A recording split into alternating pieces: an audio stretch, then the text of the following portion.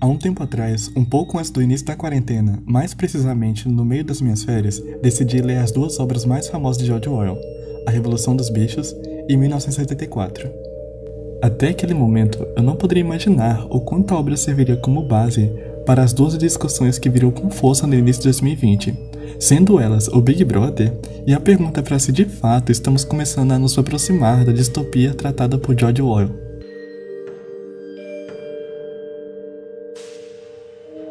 No Brasil, o formato de reality show já é bastante familiar, e entre vários programas desse formato é fácil dizer que o Big Brother é o que costuma no mínimo gerar algumas das discussões mais interessantes nesse meio. E desde sua primeira estreia, o programa vem ganhando cada vez mais audiência, seja por pessoas que conseguem enxergar ali uma janela por onde se tem uma visibilidade maior para o grande público aos problemas da sociedade, ou até mesmo seja por hate, por chamá-la de apenas mais um programa de reality show vago, feito para agradar e entreter pessoas vazias. O fato é que, apesar de 2 décadas de existência, a edição do ano de 2020 inovou ao contar pela primeira vez com os participantes famosos confinados na casa juntos aos anônimos, o que estimulou ainda mais que o público da internet se unisse à TV. Não que nas últimas edições isso já não tenha acontecido, mas nesta conseguimos observar exemplos muito bem executados de transmídia. Como o da influenciadora digital de moda e beleza Bianca Andrade, mais conhecida como Boca Rosa, que sincronizou as postagens de suas redes sociais com as roupas usadas no programa, destacando patrocinadores da influenciadora aos mais de 9 milhões de seguidores. Isso fez com que ela atraísse o público da TV para o seu Instagram e também para as marcas divulgadas. A média diária da audiência do programa foi de 37 milhões de pessoas na televisão aberta e por assinatura. Essa nova dinâmica do jogo, tendo a internet interligada, falando especialmente agora do Twitter, teve um papel importante para o desempenho do programa. A análise de dados gerados e o acompanhamento em tempo real foi crucial para os resultados, e isso não é uma novidade exclusiva dessa edição que pode-se notar a alta influência do Twitter. Em 2017, a mestranda Carolina Gavioli Silva, do Programa de Pós-Graduação em Comunicação da Universidade Federal de Juiz de Fora, norteou sua pesquisa no fluxo das telas, processos e dinâmicas comunicacionais dos fãs de BBB 2016. Utilizei uma plataforma de redes sociais onde conseguia colocar as hashtags utilizadas pelos próprios fãs para escolherem quem seria o vencedor do paredão. O legal é que conseguimos identificar quem iria ganhar a disputa porque verifiquei que 88 dos que eram mencionados continuavam no programa. A acadêmica explica que o fenômeno estudado é conhecido como audiência criativa, quando o público recebe o conteúdo e tem como impor, de certa forma, a sua opinião por meio de redes sociais. Estar atento ao que o fã está pensando é algo muito importante. Agora, pensando pelo lado da proposta de intimidade das pessoas presentes na casa, especialmente quando tenta reforçar a propaganda de gente como a gente, é questionável a veracidade e motivações dos que estão presentes na casa quando há uma câmera interferindo não a esfera do público, nem a privada, mas a esfera do íntimo.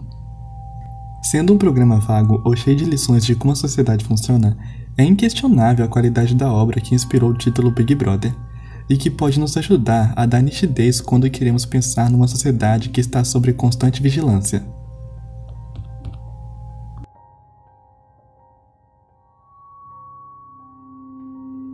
Claro, a vigilância é apenas um dos fatores que torna a obra 1984 tão interessante. E mesmo não esquecendo da importância de A Revolução dos Bichos, quando se termina a leitura das 2 obras e são colocadas lado a lado, a impressão que fica é que as ideias ensaiadas inicialmente no primeiro livro são destrinchadas em 1974. No livro, temos o Wilton Smith, membro do Partido Externo que trabalha para o Ministério da Verdade, órgão que é responsável pela propaganda e pelo revisionismo histórico daquela sociedade, da pista número 1, o nome que é dado à Inglaterra sob o regime totalitário do Grande Irmão, que é uma figura fictícia do livro que atua de modo semelhante a Joseph Stalin. O Winston aponta que ele nunca foi visto, e ninguém se lembra exatamente de como é o Grande Irmão, o que sugere que ele pode talvez nem existir. E quando temos a declaração de O'Brien de que o Grande Irmão nunca vai morrer, também contribui para esta teoria, sugerindo que talvez possa ser apenas uma representação simbólica do partido como um todo. Sua imagem está em toda parte, principalmente nos cartazes onipresentes que advertem Big Brother is watching you. O trabalho de Winston é basicamente reescrever artigos de jornais do passado de modo que o registro histórico sempre apoia a ideologia do partido. Nesse mundo onde até seus pensamentos são monitorados por teletela, aparelhos que, segundo o autor, funcionariam ao mesmo tempo como um televisor e uma câmera de vigilância, na medida em que poderiam simultaneamente transmitir a propaganda oficial do governo e filmar o que acontece em frente ao aparelho. Toda residência é equipada com uma teletela, que não pode ser desligada, apenas ter seu volume diminuído. O que, nas próprias palavras de Winston, você era obrigado a viver, e vivia em decorrência do hábito transformado em instinto, acreditando que todo som que fizesse seria ouvido, e, se a escuridão não fosse completa, todo movimento era examinado meticulosamente. É possível perceber que, como no livro, quando os participantes do programa Big Brother veem a face do apresentador na tela, esses o enaltecem da mesma forma que os habitantes da Oceania fazem com o Grande Irmão. Se no livro as programações e ordens são transmitidas pela teletela e comandadas pelas ações do governo, já no programa Big Brother essa função é dividida, e é-nos dada a possibilidade de dizer quem sai e quem permanece dentro da casa, fazendo de nós, diferentemente de quando lemos o livro, participar ativamente nesse processo e funcionando todos como um grande irmão para quem está lá dentro.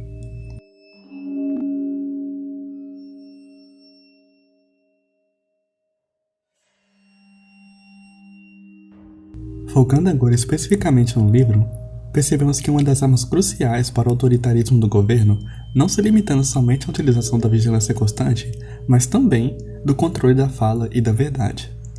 As notícias veiculadas pelo partido, todas inventadas, têm um caráter estritamente controlador, cujo objetivo é manipular a informação e aquilo que a população acredita e pode pensar. E é neste ponto em que se situa o tema central de 1974. É importante mencionar, portanto, a teoria dos linguistas americanos Benjamin Lee Whorf e Edward Sapir, cujo trabalho serviu e vem servindo de influência para diversos textos de ficção, distópicos ou não. De acordo com essa teoria, a linguagem que usamos influencia fortemente a maneira como percebemos a realidade. Além disso, o chamado mundo real não passa de uma construção linguística. E de todos os processos repressivos usados pelo partido, talvez seja na nova língua o mais abrangente. Ao influenciar o aspecto cognitivo da população, o partido pretende restringir o que o indivíduo é capaz de enunciar e, por conseguinte, não conseguir construir um raciocínio lógico sobre aquilo que não consegue comunicar. Assim sendo, o projeto de Ingsource, que tem a ortodoxia como regra fundamental, afeta não apenas a linguagem como instrumento de comunicação, mas a própria realidade que é comunicada no processo de fala e escrita. What is like frustration? Or what is anger or love? When I say love, the sound comes out of my mouth and it hits the other person's ear, travels through this Byzantine conduit in their brain, through their memories of love or lack of love. And they register what I'm saying and they say, yes, they understand. But how do I know they understand? Because words are inert. They're just symbols. They're dead, And so much of our experience is intangible. So much of what we perceive cannot be expressed, it's unspeakable. A nova fala era o idioma oficial da Oceania, fora concebido para atender às necessidades ideológicas do sócio. E ao contrário das outras línguas, onde cada vez mais são anexadas novas gírias e conceitos, a nova língua retira termos como antônimos e sinônimos. O objetivo da nova fala não era somente fornecer um meio de expressão compatível com a visão do mundo e os hábitos mentais dos adeptos ao Sócio, mas também viabilizar todas as outras formas de pensamento. A ideia era, uma vez que definitivamente adotada a nova fala e esquecida a velha fala, um pensamento herege, isto é, um pensamento que divergisse dos princípios do Sócio, fosse literalmente impossível, ao menos na medida em que um pensamento depende das palavras para ser formuladas. Entre os exemplos citados no livro, se algo é bom, não é necessário existir a palavra mal, simplesmente seria imbom, sendo o prefixo in característica antônima da palavra.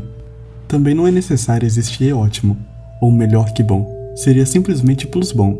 Se fosse melhor ainda, seria duplibus bom. Outra característica básica da nova língua é o fato de não representar pensamentos errados, ou como chamados no livro, crime-ideias.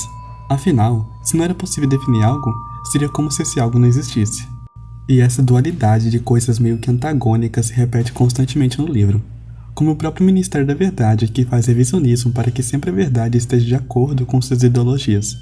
E não diferentemente disso, o mesmo se repete para um dos temas mais importantes da nova língua, que é o duplo pensar. O duplo pensar, ou duplo pensar, é o ato de aceitar simultaneamente duas crenças mutuamente contraditórias como corretas, muitas vezes em contextos sociais distintos.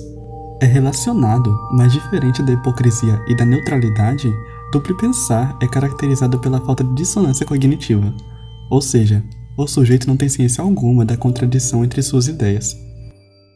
Numa versão mais resumida, é o poder de manter duas crenças contraditórias na mente ao mesmo tempo, de contar mentiras deliberadas e ao mesmo tempo acreditar genuinamente nelas e esquecer qualquer fato que tenha se tornado inconveniente. E com isso, podemos entender como o Ministério da Verdade consegue se manter de pé quando se aceita que o Ministério só diz a verdade ao mesmo tempo em que ele faz a verdade.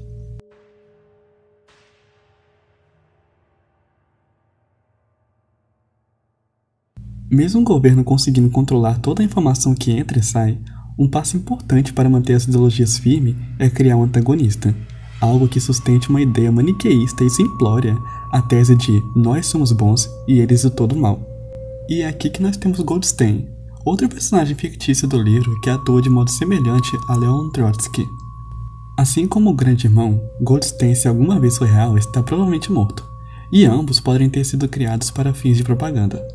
E sabemos que a ideia de criar antagonistas serve muito bem para justificar as ações terríveis que estão sendo cometidas pelo governo. Não bastando ter a figura de Goldstein constantemente mencionada como ideia de propósito, como por exemplo, o propósito da guerra ainda está acontecendo, e sendo usado juntamente à nova fala, ajuda na ideia de memória coletiva. A partir do momento que ninguém nunca viu tal inimigo, porém existe esse discurso de que alguém se lembra de ter visto. Entrando mais a fundo no termo memória coletiva, no início do século XX, o sociólogo Maurice Rollbach trouxe uma importante ruptura com a ideia de que se tinha até então de memória.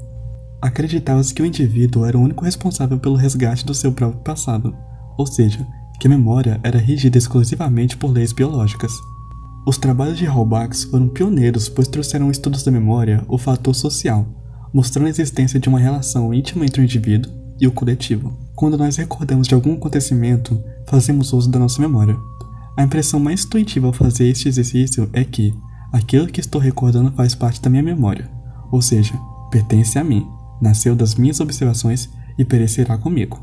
O que precisa ser observado é que boa parte das lembranças de um indivíduo é relativa a momentos compartilhados com outros, seja num ambiente familiar, no trabalho, na escola ou numa escala maior, em um bairro, cidade ou até país. Trazendo isso para dentro da nossa realidade, fica mais compreensível na nossa cabeça quando vemos pessoas hoje defendendo a ditadura militar ou até mesmo a endossando a algum nível. A partir do momento que notamos que de fato essa pessoa não viveu esse acontecimento, o que fica visível é apenas um discurso que foi passado de geração para geração. Veja, a memória não é uma coisa estática, física e de caráter imutável, muito pelo contrário inclusive. E a ideia de memória coletiva fica ainda mais clara a partir do momento que a entendemos como a memória de um grupo de pessoas tipicamente passadas de uma geração para a seguinte, ou ainda a memória compartilhada de um grupo, família, grupo religioso, étnico, classe social ou nação. E aqui vai um aviso importante: memória não é história. Voltando agora para o ambiente do livro, ao notarmos que tanto Goldstein ou o Grande Irmão nunca foram vistos, mas sim a única prova que se tem disso é de um discurso que reverbera coletivamente entre o governo e os cidadãos, é um discurso que é passado de geração em geração, o que temos aqui não é a verdade, mas apenas um discurso que é propagado coletivamente. E é louco pensar que quando comecei a escrever o início desse roteiro era fevereiro, e se naquele momento as coisas estavam começando a se tornarem confusas, agora, em junho, tendo esse distanciamento, fica ainda mais claro que a linha que separa nossa realidade para a do livro estão cada vez mais tênue. E o mais estranho disso tudo é que o autor de ficção científica David Brin costuma dizer que o grande mérito da ficção científica não é prever o futuro, mas pintar um futuro tão horrível que as pessoas vão lutar para que ele não aconteça.